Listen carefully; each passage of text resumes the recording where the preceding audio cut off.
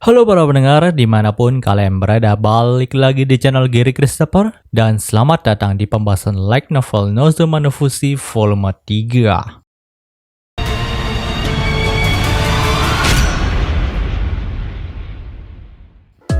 Dalam part sebelumnya, kita sudah mengetahui kalau Ren pergi menuju kediaman dari keluarga Latul. Tapi sesampainya di sana, dia malah harus melewati labirin sihir yang menyebalkan terlebih dahulu.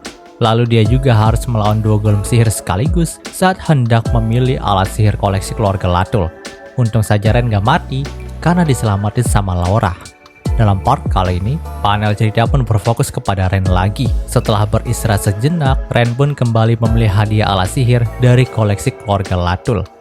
Dan sebenarnya banyak sekali alat sihir yang berguna bagi Ren dalam menjelajahi dungeon. Seperti alat sihir yang membuatnya terbang, alat sihir yang membuatnya bisa menggerakkan armor, alat sihir yang bisa membuatkan sebuah benteng, dan lain sebagainya teman-teman. Tapi di sini kalian tahu teman-teman, Ren itu malah milih sebuah alat sihir yang cukup unik dan gak berguna sama sekali untuk eksplorasi dungeon. Dan yang Ren pilih adalah mainan kapal terbang yang bisa digerakkan oleh sihir. Yaps, bahkan Loren saja sampai gak habis pikir Ren milih alat sihir itu karena menurutnya itu sama sekali nggak berguna gitu. Tapi di sini Ren berkata kalau mainan seperti itu sudah menjadi impian dari semua laki-laki. Makanya Ren memilih kapal-kapalan ini sebagai hadiahnya. Tak hanya itu teman-teman, sebagai permintaan maaf keluarga Latul terhadap Ren atas insiden golem sihir itu nih, mereka itu memberikan satu pilihan alat sihir lagi kepada Ren. Dan di sini Ren pun memilih sebotol darah vampir teman-teman. Di sini Ren pun menyatakan kepada Lauren nih kalau darah vampir inilah yang bisa membuatnya berevolusi kembali. Karena memang dia kan udah mengalahkan banyak sekali monster dari para goblin dan juga monster Tarasku yang kemarin gitu. Tapi dia tuh nggak kunjung mendapatkan evolusinya kembali. Dan dia juga teringat nih dengan perkataan Lauren kalau evolusi itu punya satu katalis teman-teman, katalis tertentu gitu. Dan Ren mengira nih kalau katalis tertentu dalam evolusinya kali ini adalah darah vampir, makanya dia milih itu untuk permintaan keduanya. Tentu, Ren pun berniat langsung meminum darah vampir itu. Tapi sebelum itu dia juga berpesan kepada Lauren jika saja dia lepas kendali seperti dulu, maka Ren ingin Lauren membakarnya sampai habis.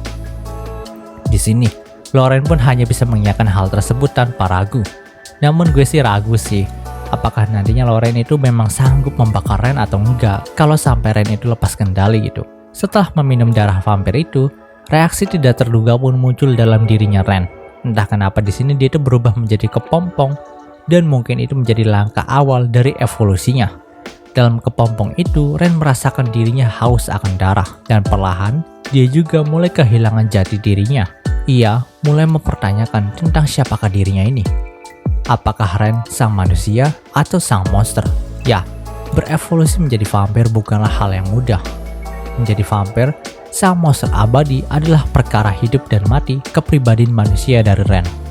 Jika dia tidak bisa mempertahankan kemanusiaan miliknya, maka dia bisa langsung berubah jadi vampir liar dan akan dibakar habis oleh Lauren. Namun di tengah itu, Ren pun mengingat semua orang yang dia sayangi. Semua teman-temannya dalam guild, Luka, Klopp, dan juga Lauren. Ditambah lagi dia juga mengingat ambisinya untuk menjadi petualang peringkat mithril.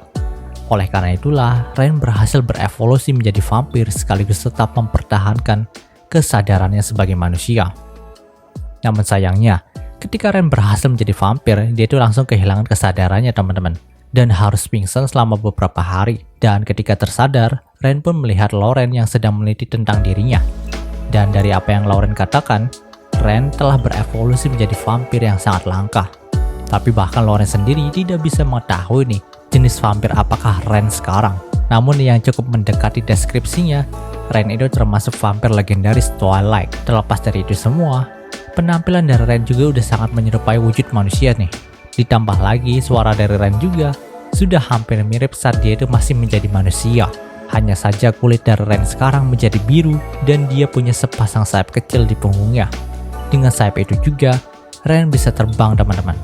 Dan dikatakan sayap dari Ren itu membuat kemampuan spiritnya menjadi meningkat drastis. Bahkan tangan Lauren sendiri yang terluka akibat gigit dan Ethel bisa langsung sembuh ketika dia menyentuh sayapnya Ren.